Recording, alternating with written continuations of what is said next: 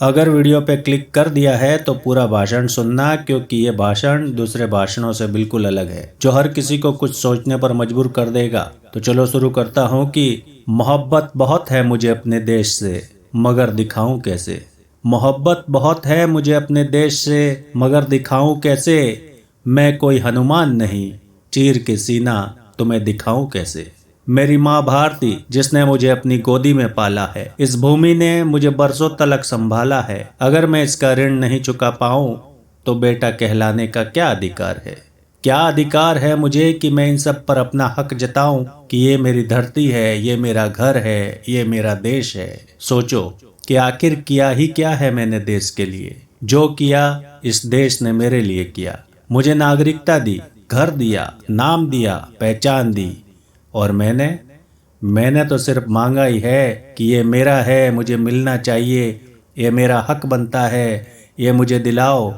लेकिन मेरा खुद का भी तो कोई कर्तव्य होगा ना। क्या सिर्फ लेना ही मेरी फितरत है? क्या मांगना ही मेरी आदत है?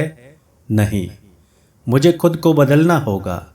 मुझे अपने देश के लिए कुछ करना होगा, चाहे वो कुछ भी हो, किसी भी फील्ड में हो। फिर अगर मैं मांग करूं तो तब मेरा हक बनता है। लेकिन बिना कुछ किए सिर्फ 4 नारे लगा लेने से या इस धरती पर जन्म लेने से तुम कैसे इस देश से कुछ मांग सकते हो। अगर माँ बाप तुम्हें पालते हैं, जन्म देते हैं, तो इसीलिए कि बुढ़ापे में तुम उनका सहारा बनो। इसी तरह यह देश भी हमसे कुछ मांगता है, कुछ चाहता है, और वो तुम्हें देना होगा।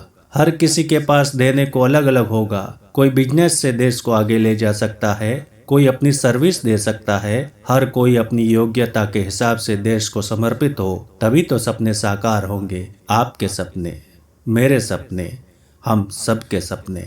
बातें कड़वी है मगर असर तभी करेगी जब अंगारे सा जलता हुआ, तीर सा चुभता हुआ सवाल दागा जाए, क्योंकि तकलीफ ही तुम्हें एहसास कराएगी कि चैन क्या होता है। अभी तो फ्री में चैन की सांस ली जा रही है। देश के लिए लड़े, देश के लिए प्राण दिए और देश पे मर मिट गए, वो तो कोई और थे।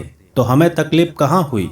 लेकिन जब हम खुद को उस जगह रखेंगे तब समझेंगे कि आज़ादी का असली मतलब क्या होता है और देशभक्त किसे कहते हैं। मेरी बातों से अगर जरा सा भी ईमान जागा हो, जज्बात जागे हो, इंसानियत जागी हो, तो सोचो, देश के लिए सोचो। देश तुम्हारे बारे में खुद ही सोच लेगा।